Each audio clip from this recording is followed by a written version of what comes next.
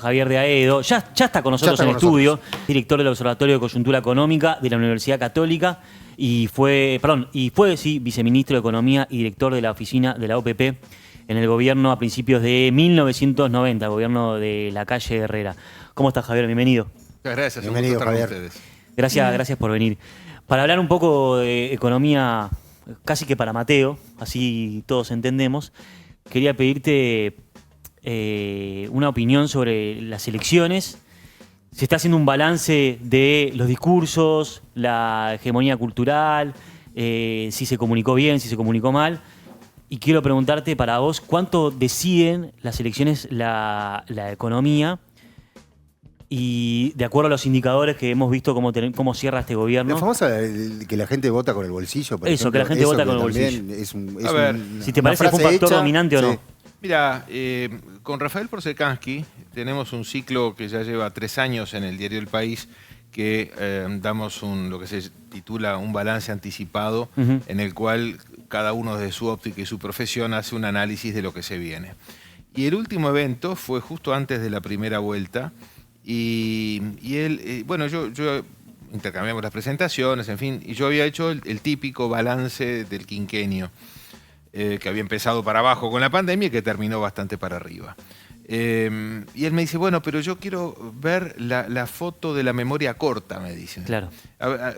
Entonces yo dije, bueno, voy a hacerte una diapositiva con la memoria corta. Entonces me puse a listar todos los indicadores que uno pudiera imaginar, que el salario real, que el ingreso de los hogares, que el empleo, el nivel de actividad económica, en fin, todo lo que uno considera con indicadores de corto plazo, que tengan que ver con el bolsillo, básicamente, directa o indirectamente.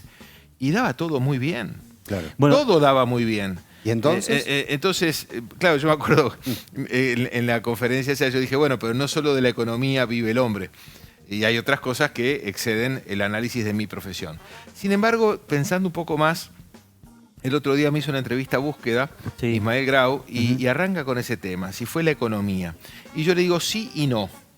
O sea, no fue la economía si uno ve esa serie de indicadores cortos. Salario real, muy bien. Nivel de empleo, claro, inflación. Todo eso ha mejorado, pero sí porque creció de vuelta muy poco la economía de este quinquenio. Entonces yo dije, el bajo crecimiento económico ya se cargó a 2 gobiernos. Claro, se cargó al último de Tabaré, que no religió, y se cargó a este que no religió tampoco. Entonces, yo lo que creo es que por más que ciertos números luzcan, hay una situación que estamos transitando hace 10 años, después de otros 10 años donde crecimos al 5,5 anual, que es una locura, casi una tasa china.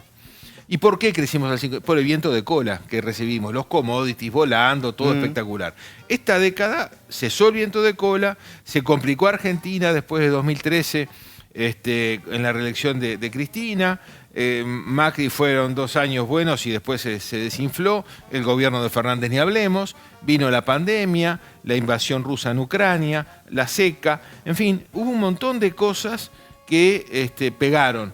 Y entonces, ¿qué pasa cuando una sociedad ve que crece poquito? La gente entra a sentir que no tiene perspectivas de ascenso, de movilidad social.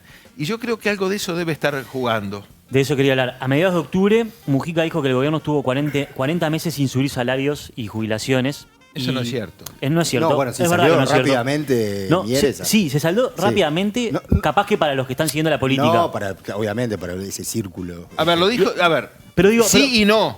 Porque si uno ve lo que dice Mujica, no literalmente, sino que tardó 40 meses en volver al salario inicial, es correcto. Claro. Bajó y la recuperación empezó mucho antes, pero no alcanzó el punto de inicio hasta el mes 40.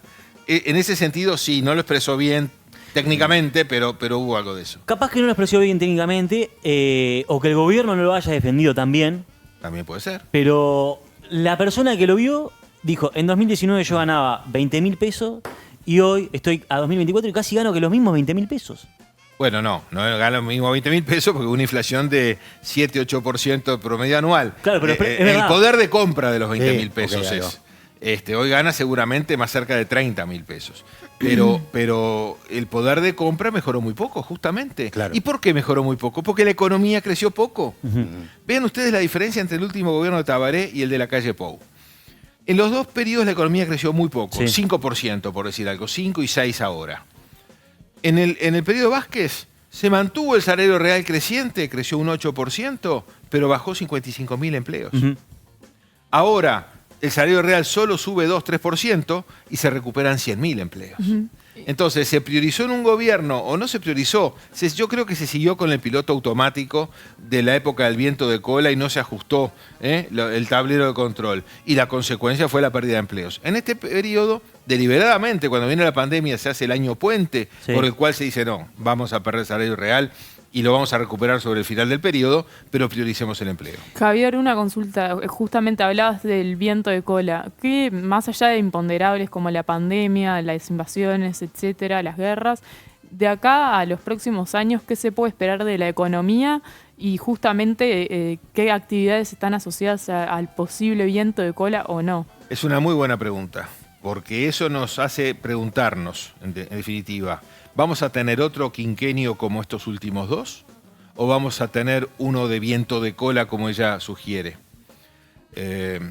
A ver, las condiciones que el mundo está mostrando, si bien 5 años son mucho tiempo y nadie tiene la bola de cristal, a ver, el escenario global que plantea el Fondo Monetario es un crecimiento económico del 3% anual en el mundo, Sí. que es por debajo de antes de la pandemia. O sea, un mundo que no es muy espectacular, donde además hay tendencias proteccionistas, que la estamos viendo ya con Trump, y eso tiene represalias y tiende a escalar una guerra de proteccionismo. Además, un dólar fuerte, con materias primas no muy apreciadas, tasas de interés que creo que van a seguir relativamente altas con respecto al futuro reciente, al pasado reciente, y después los vecinos. Un Brasil que este año está creciendo al 3%, pero que es excepcional. Normalmente la tendencia de Brasil es mucho menor. Es una economía cerrada, autárquica, Sí. que crece muy poco, que nos hincha poco y está baratísima además. Ahora se encareció Argentina, pero los argentinos van a ir a hacer turismo, muchos de ellos a Brasil. Claro. Van a saltear Uruguay. Mm. Entonces, un Brasil barato y una Argentina que, yo diría, la moneda está en el aire y no sabemos para qué lado va a caer. Puede caer para el lado bueno, que todo lo que está haciendo Milei en materia económico y financiera prospere y tengamos, bueno, una Argentina muy cara, como tuvimos en la época de Menem con el 1 a 1.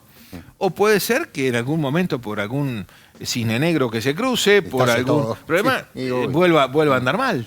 Entonces, si yo tuviera que apostar, no podría jugarme a que el mundo me va a soplar a favor y tendría, si yo estuviera en el gobierno, de impulsar todas las reformas y medidas que pudiera para meterle un motor al velero por si no hay viento. Quiero preguntarte, Javier, estuve leyendo un poco, bueno, lo venís diciendo hace mucho, ¿no? El concepto de lucro cesante Sí. del Uruguay, que ahora quiero que andemos en eso, pero Uruguay prácticamente tiene un crecimiento del 1%.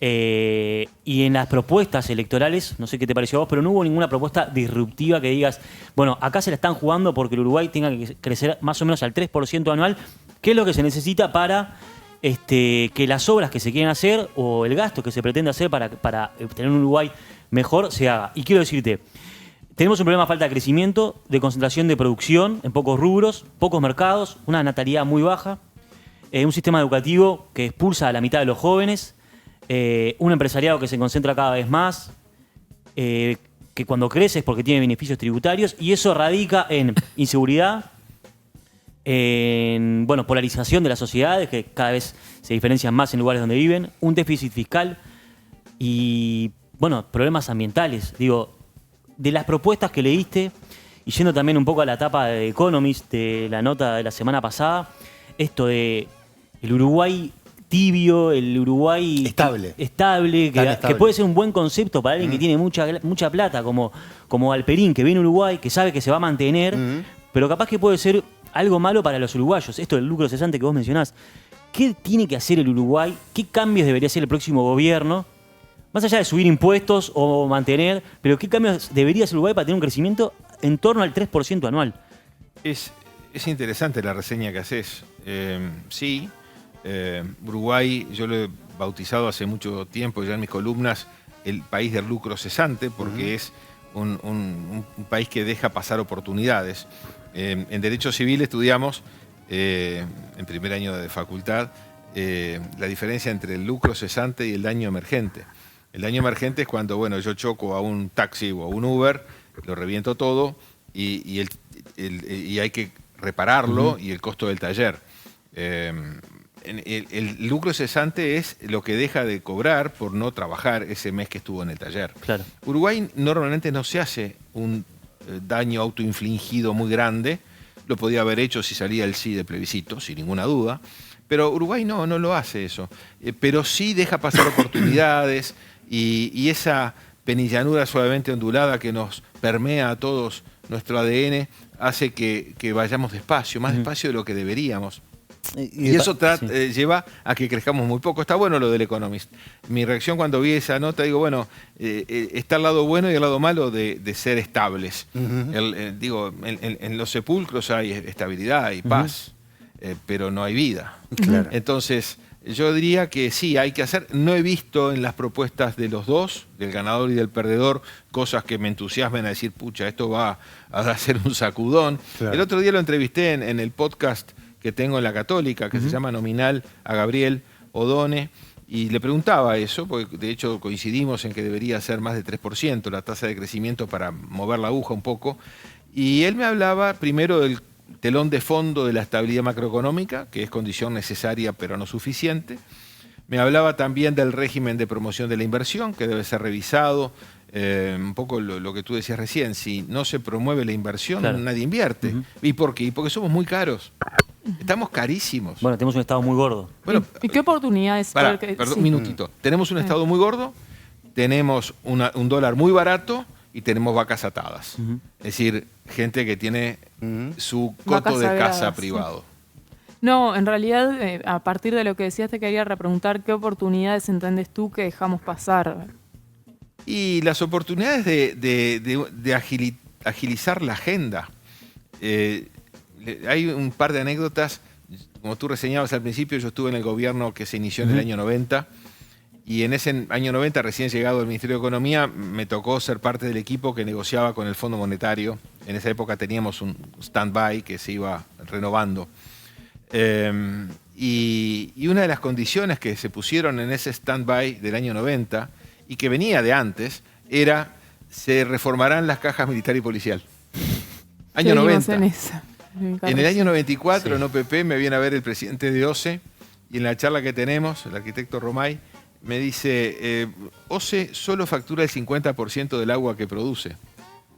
Y recientemente escuché a uno de los últimos presidentes de OCE diciendo lo mismo. Entonces digo, pero se ve que la velocidad no es una de las características que tenemos en Uruguay, ¿no? Entonces, eso es lucro. Perder oportunidades es eso. Pero qué cambios debería hacer Uruguay o qué riesgos debería tomar Uruguay para tener ese crecimiento? Digo, no tenemos la bola de cristal, pero digo, el futuro ministro de Economía va a tener que tomar riesgos. Sí, más allá de subir los impuestos o no, que es una discusión esas son cosas de corto plazo, por eso. No es lo que mueve la aguja. Lo que mueve la aguja son reformas estructurales. Por supuesto que el telón de fondo que él dice, por supuesto que un buen régimen amigable para la inversión. También me hablaba de vincular más la ciencia, la tecnología y la innovación al sector productivo. Pero también son cosas que no te hacen saltar de un día para el otro. La transformación educativa, por más que la mantengan y la mejoren, ¿no? La reforma de la seguridad social, tal como se hizo, que baja el déficit fiscal a largo plazo.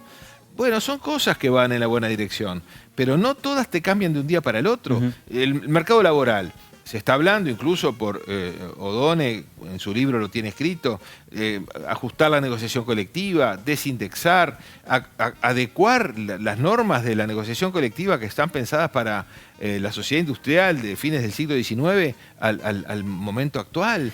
Hay un montón de cosas para la inserción internacional, lo que Gabriel siempre habla de los sectores no transables, muy regulados y quizá no bien regulados, la salud, el transporte, la gobernanza de las empresas públicas, la distribución y comercialización de combustibles. La agenda es enorme y es la misma de hace muchos años. Eso te iba a preguntar, ¿y cómo lo ves a Gabriel Odone en este Frente Amplio, sin levantar asusar cucos ni nada, pero se dice que es un Frente Amplio un poco más radicalizado, que no está Story? Bueno, ya tenía un par de encontronazos con el propio presidente electo, ¿no? Yo no creo que sea un Frente Amplio más radicalizado, porque la gente tiende a poner etiquetas a veces. Sí. Y dice, el MPP es así, este es asá, este es de otro modo. Yo veo un MPP que se ha ido Y al centro, ¿no? apropiando, digamos, el Sí. sector mayoritario, 9 senadores, que tiene gente muy sensata como Sánchez o como Lustenberg, por dar dos ejemplos, que nunca uno dice todos los ejemplos, son dos muestras claves, Sí. las alianzas que ha hecho. Yo creo que el astorismo no necesariamente tiene que estar en Astori o en un sucesor directo. Yo creo que de algún modo el MPP fue el que fue a buscar a Odone. No surgió como un hongo después de la lluvia. Apareció ahí, como me decía en la entrevista el otro día, después de 2 años y medio de mucha conversación con gente relevante del Frente Amplio. Y finalmente, bueno, se entendieron y llegaron a esta situación. Yo soy optimista, él es un gran economista. Obviamente está haciendo sus primeros pasos en política, nadie nace sabiendo de la política y menos después de los 60 años es difícil empezar en ese baile, pero bueno, yo creo que la espalda política que él mismo no tiene, como tenía Astori, con una bancada parlamentaria relevante, se la va a dar seguramente, se la está dando el presidente y Sánchez, por ejemplo. Justamente, cuando vuelvo un poquito para atrás, cuando estabas hablando de los factores que mueven la aguja, y te pregunto si la reforma del Estado tan mentada es importante, porque, y recuerdo unas palabras hace poco, Conrado Ramos, el exdirector de la Oficina Nacional del Servicio Civil, dijo que ni loco volvería a intentar modernizar el Estado, ya que es algo que no es de interés de nuestro sistema político. Primero, si compartís esa visión de que el sistema político no está interesado, y si efectivamente movería la aguja para que Uruguay sea más potente. Sin duda sería una de económicamente. las reformas que contribuirían a mover la aguja. No la dije como otras que no lo dije porque es una ida y vuelta muy rápido. Sí, sí, sí. Evidentemente que Ramos está reflejando un estado de ánimo que es consecuencia de lo que quiso hacer y no pudo, o no lo dejaron. Y no pudo o no lo dejaron, no porque sea la oposición de ese momento la que lo impidió, sino que fue el propio gobierno. Claro. Entonces es una pena que talentos como el de él tengan que emigrar a hacer trabajos decepcionados en otros organismos internacionales o lo que sea, y el Uruguay se pierde esos talentos porque dicen, ¿para qué? Es gastar pólvora en chimangos. Pero decís que fue el propio gobierno, ¿y eso a qué responde? ¿A un temor a COFE o a qué es lo que creo que asusta? COFE estaba en la bolsa. Yo creo que son cálculos electorales, que no pisar callos, no hacer ruido, no arriesgar. Quiero preguntarte, si Uruguay no crece, que es lo más urgente según tus podcasts y también las entrevistas que te han hecho, Uruguay no crece, ¿qué opinas? ¿Es posible que tengamos gobiernos alternando todo el tiempo? Es decir, entre 5 años Uruguay se mantiene con un crecimiento de un 1%, en el mejor de los casos.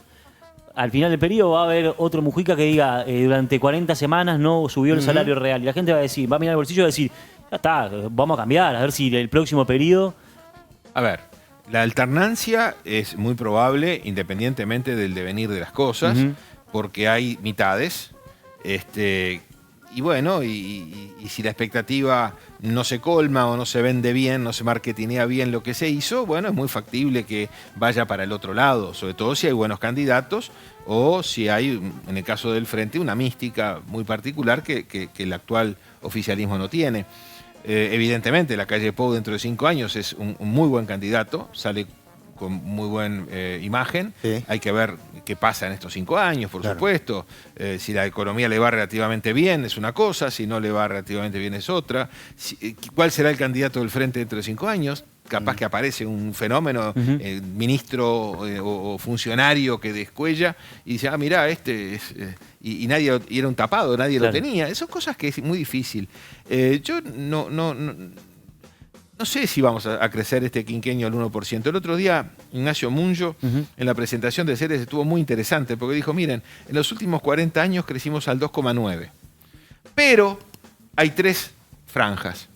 Los años que tuvimos viento de cola, crecimos al 5,9. Los años que tuvimos viento en contra, caímos al 2,1. Y los años neutrales, crecimos al 1. El mismo 1 que venimos creciendo hace 10 años. Entonces, ¿cuál es la tasa de crecimiento de largo plazo de Uruguay? ¿Es 2 y pico, como dice el MEF, a partir de algunos colegas que releva? ¿O es más cerca de 1 en condiciones sin viento, llamémosle? Claro. Pues esa es la que me importa. Claro. Para Damis, ¿qué es crecer al 1%? ¿Cómo? Para un idiota, ¿qué significa crecer al 1%? Para Damis.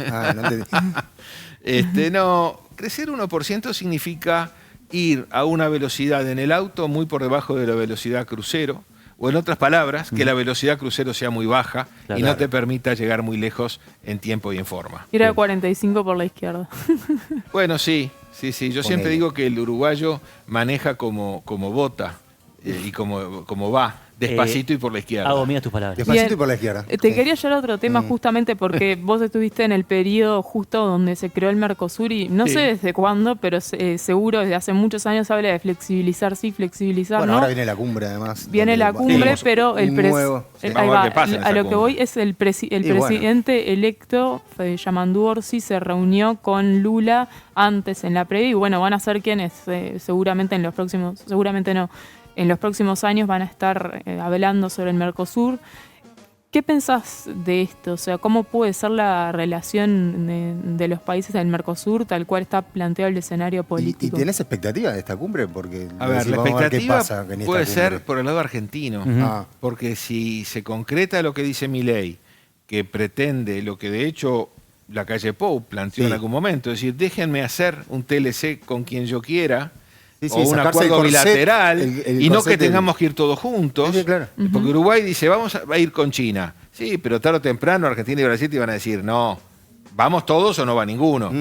Entonces, la duda es esa, ¿qué pasa el viernes en el Mercosur si Milei plantea ir a una zona de libre comercio en vez de un mercado común? Es decir, que cada uno pueda tener la relación con quien quiera. ¿Qué reacción tiene Brasil? Es una gran incógnita, es una cumbre que no va a pasar inadvertida esta. Bien. De ahí, bueno, la semana que viene hablamos si quieren, pero puede ser un parteaguas esta cumbre. Bien. ¿Será? Digo, pero creo que Yamandu Orsi se recueste más sobre Brasil y demás. Eso no sé si está bueno, yo no soy experto en política internacional. Algo vi que dijo que Brasil es nuestra China. No, nuestra China es China. Claro. Brasil es nuestro Brasil y China es nuestra China. Son dos cosas distintas. A Yo eso aprendí digo. con los años en que la vida no es o, es y. No es esto o lo otro. No, ¿por qué no esto y lo otro? ¿Por qué una cosa excluye a la otra? Y además le vendemos cosas muy distintas a China y a Brasil. A China le vendemos materias primas, productos de origen agroindustrial, en fin. A Brasil le vendemos cosas como a Argentina, que si no se las vendemos a ellos, no se las vendemos a nadie, porque es industria nacional que agrega poco valor al amparo de la protección que implica el Mercosur, el paraguas que nos ampara a todos el Mercosur, que les vendemos cosas que si no los compran ellos, no se las vendemos a nadie. Por eso yo siempre dije, ojo con esos que tan alegremente dicen hay que irse del Mercosur. No, irse del Mercosur es poner en riesgo decenas de miles de puestos de trabajo. Quiero hacerte una pregunta, Javier, y si pongo palabras en tu boca, corregime, por favor. Pero durante este gobierno fuiste muy crítico con el atraso cambiario y quiero preguntarte qué signo le pondrías, una etiqueta burda, si fue más liberal, más socialista, este gobierno de la calle Pou. A mí me queda una frase grabada, Fede, recordame dónde lo dijo, pero la calle Pou habló de hacerles piecito, ¿no? Sí. Eso fue en la Fundación Libertad de Buenos Aires, Bueno, ¿no? justamente. Que recogió elogios Lo de corrió- los kirchneristas y críticas Claro. de los liberales. Lo corrió por izquierda. Sí, lo corrió por izquierda a Milei, ¿no? justamente. Sí. Si le tuviese que poner un signo a este gobierno, y hablando también lo del atraso cambiario, ¿qué signo le podrías poner? Dos cosas distintas. Sí. Lo del atraso cambiario no es original de este gobierno, ha sido característico de los últimos gobiernos y es consecuencia de una mezcla de políticas que conduce a eso. Si yo tengo siempre un déficit fiscal altísimo, tengo una política de recuperación salarial y aprieto la política monetaria, va a bajar el tipo de cambio. No hay otra. Por eso no soy muy optimista en que pueda cambiar para adelante, porque la economía política de cambiar implica ajustar mucho las cuentas públicas, ser muy restrictivos en materia salarial y ser muy expansivos o menos contractivos en política monetaria. O sea que no es originalidad de este gobierno y no soy muy optimista en que pueda cambiar. Incluso si, Sí. perdón, ya vamos a eso, pero incluso si Brasil devalúa, que se está pronosticando. Eso es otra cosa. Eso es otra cosa. Si tenés un shock externo que puede llegar a generar expectativas de cambio de portafolio en el sector privado, local e internacional que tiene activos financieros en Uruguay, eso es otra cosa. Pero eso es inducido por un shock externo. Claro. No es algo consecuencia de la política económica. No, porque ya te vienen los fantasmas del 2001, ¿no? Que- No existe un 2001 de nuevo en Uruguay. En Uruguay no existe otro 82 ni otro 2002 porque el sistema financiero es otro. No, eso sí, pero digo, una devaluación fuerte y No, Uruguay hay, está- tampoco hay una devaluación fuerte. Tampoco la hay. El ejemplo más notorio para mí fue el último cuatrimestre del año 2008, Sí, cuando viene la la burbuja. crisis financiera Ujú. global de los préstamos subprime, Hipotecario. todo eso horrible. Y en Uruguay el tipo de cambio saltó un 25% en 4 meses, pero hubo un muy buen manejo monetario de devolver letras de regulación monetaria al mercado, mientras la cotización iba evolucionando. Al año siguiente se dio vuelta la cosa. No sé, yo no veo, insisto, si hay un cambio importante en la cotización del dólar en Uruguay, no va a ser abrupta y a su vez va a ser consecuencia de algo que venga de afuera Ok. y no va a ser algo consecuencia de adentro. Pero tuviste una pregunta muy buena. ¿Qué etiqueta le pondría a este gobierno? Sí. Uruguayo. Uruguay nomás. Uruguayo. Un gobierno más, no muy distinto de los Tibio por anteriores. izquierda, despacito por y a izquierda. 45. Exacto. Es decir, el otro día en una conferencia en ADM yo decía, aquí hay no hay dos modelos primero, hay un solo modelo, ¿no? Pero hay uno de las dos acepciones de ese modelo está un poco más a la izquierda y otro está un poco menos a la izquierda. Modelo en lo retórico, capaz. Bien, te quería preguntar justamente, estábamos hablando recién de cómo, del atraso cambiario y demás, vos fuiste crítico de la BAT, que no iba a ser, hubiera sido el ministro de Economía si ganaba Álvaro Delgado, estuvo al frente del BCU. ¿Qué opinás de la política de especificación, o sea, de hacer porte la moneda uruguaya? Eso está muy bien. Y justamente, ¿por qué? O sea, ¿debería hacerse de una forma muy enfática o cuestionás que haya sido... No. Acá hay dos cosas. La política que tiene el Banco Central de fortalecer el uso de la moneda nacional es encomiable, es digna de ser apoyada, porque justamente, ¿por qué yo critico al Banco Central por exacerbar una política monetaria? Precisamente porque no tiene potencia. Y justamente si nuestra moneda fuera de mayor circulación, la base monetaria fuera más grande, la política monetaria sería mucho más efectiva, como es en Brasil, por ejemplo, en Claro. Chile, en México. Entonces, una cosa no quita la otra. Es decir, está bien, yo creo que es una campaña que no va a tener un éxito rotundo porque le han dicho a los empresarios que empiecen a poner los precios de los autos y los inmuebles en pesos o en unidades indexadas y la gente tiene sus cabezas dolarizadas. Totalmente. Si aquí con los televidentes y con la audiencia pudiéramos hacer un ejercicio como suelo hacer en algunas clases o conferencias y le preguntamos, a ver, levanten la mano, piensen cuánto vale la casa o el departamento. ¿Y cuánto en el sale un cual auto, no? Usted, no, la casa o el departamento donde viven, Claro, sean sí. dueños Pensalo en Una pesos. tele. o inquilinos. Sí. Sí. Piensen el precio, no me digan nada, piénsenlo. Ahora, levante la mano aquel que lo pensó en moneda nacional. Claro. Nadie Cero, lo piensa en cero, moneda nacional, obviamente. lo piensan todos en dólares. Sí. Nuestras cabezas están dolarizadas. Claro. Entonces, es una tarea difícil, tiene que ser hecha del modo que se está haciendo, no manu militari, pero es de largo aliento. Ojalá se pudiera con educación financiera. A mí me preguntan a veces, a ver, tengo unos ahorros, en fin, ¿en qué los pongo? ¿En qué los vas a gastar? Le pregunto yo. Si los vas a gastar en Uruguay, en pesos, ponelo en unidades indexadas. Claro. Porque si los pones en dólares, podrá tener un día un salto que te da alegría, pero también puede pasar como los últimos 20 años que fue para abajo. Entonces, estarías especulando. Claro. Si me tengo que endeudar, ¿en qué moneda me endeudo? En la misma moneda que produzcas los recursos para repagar la deuda. Si no, estarías especulando. Entonces, eso es lo que la gente tiene que entender. Bien. Hablando un poquito de las reformas que vienen o que no vienen, quería preguntarte si estuviste en el ida y vuelta, y aprovechando que estuviste con la entrevista con Odone, Uruguay hizo una reforma de costos políticos que fue aumentar la edad de jubilación a 65 años, va a ser paulatino, y en el debate presidencial Yamandú dijo que va a intentar bajarlo a 60 años. ¿Hay espacio para eso? Digo, cuando estamos hablando tanto de crecimiento y crecimiento y Dan cómo... la base A ver, programática. de La hecho. edad es menos importante, si bien sí es preferible que sea 65, nuestra sociodemografía es más parecida a la europea, un país envejecido, que poca natalidad, que tú decías hoy. Entonces, es razonable que sea 65 y que en un futuro suba algún año más también. Volver a 60 me suena un poco, no sé, un poco demagógico quizás. Pero en última instancia se puede arreglar ajustando las tasas de reemplazo. Es decir, algunas reformas que se hicieron en Uruguay que no subieron la edad, bajaron la tasa de reemplazo, que grosso modo es el cociente entre entre la primera jubilación y el último sueldo. ¿Tá? No es exactamente así, pero para ser gráfico con quienes nos están viendo. Entonces, sí, no es tan relevante la edad como otras cosas del sistema. pero sí es preferible que haya un realismo en el cual haya un gradualismo, como que se planteó en la ley vigente, de ir hacia los 65 años. Y ahora justamente viene ahora el diálogo social el diálogo nacional sobre seguridad social.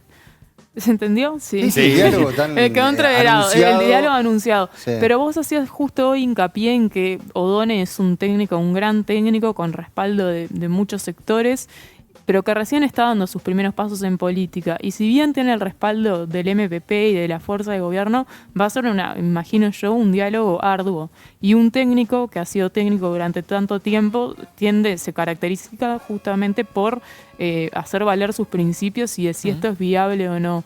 ¿Cómo ves que puede llegar a ser O'Donnell en ese sentido? En estar desafiado por cuestiones más... Más políticas. Más políticas, más populistas, pero en un sentido no del Frente Amplio, sino de lo que suele pasar con las reformas, como con la del Estado. Es cierto lo que tú decís.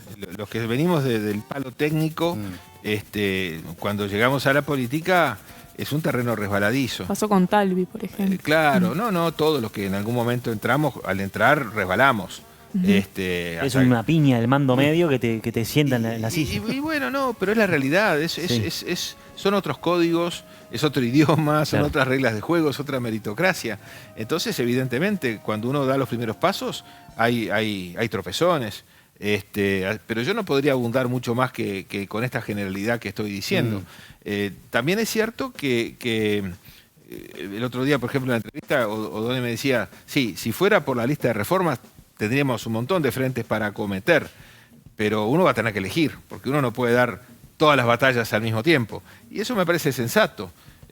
Seguramente algunos que tienen más interés en determinada reforma dirán, pero el gobierno otra vez no se metió con este tema. Bueno, sí, pero se metió con este y con este, y vos tenés una limitación en el número de balas en la recámara para hacer disparos. No podés enfrentar 10 reformas simultáneamente, porque además cada reforma implica pisar callos, implica levantar oposición y al final no vas a hacer ninguna. Mejor buscar aquellas que vos digas, sí, esta es buena y es ganable. Elegí tus batallas. Elegí tus batallas. Bien, muy bien. No sé si tienen alguna pregunta más.